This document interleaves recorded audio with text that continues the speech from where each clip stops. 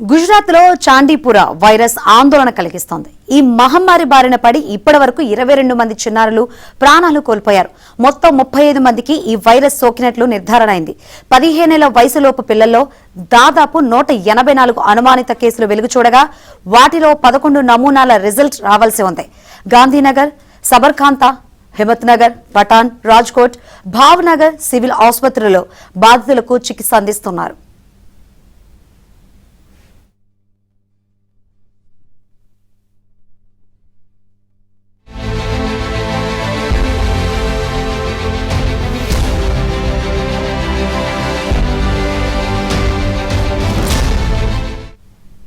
వర్షాకాలంలో పిల్లలకు ఈ ముప్పు ఎక్కువగా ఉంటుందని వైద్యులు తెలిపారు.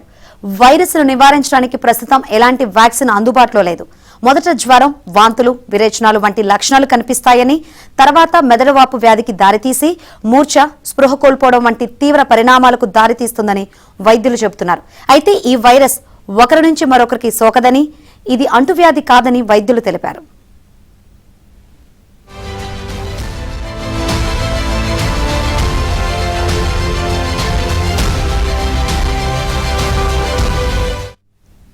వైరస్ వ్యాప్తిని అరికట్టడానికి రాష్ట్ర ఆరోగ్య శాఖ క్షేత్రస్థాయి బృందాలను ప్రభుత్వం రంగంలోకి దించింది.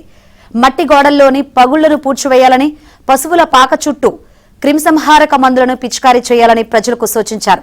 తీవ్రమైన లక్షణాలు ఉన్నవారికి మల్టీ ఆర్గన్ ఫెయిల్యూర్ రాకుండా ఆసుపత్రుల్లో ఆక్సిజన్, వెంటిలేటర్ సదుపాయం ఉన్న ఐసీయూ బెడ్లపై తక్షణ చికిత్స అందించాలని ప్రభుత్వ, ప్రైవేటు ఆసుపత్రులను ఆదేశించారు.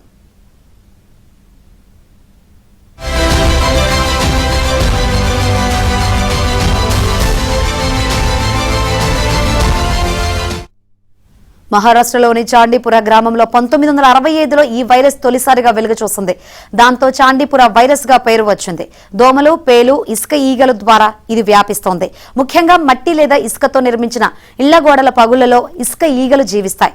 9 నెలల నుంచి 14 సంవత్సరాల వయసున్న పిల్లలపై ఈ వైరస్ ఎక్కువగా ప్రభావం చూపుతోంది.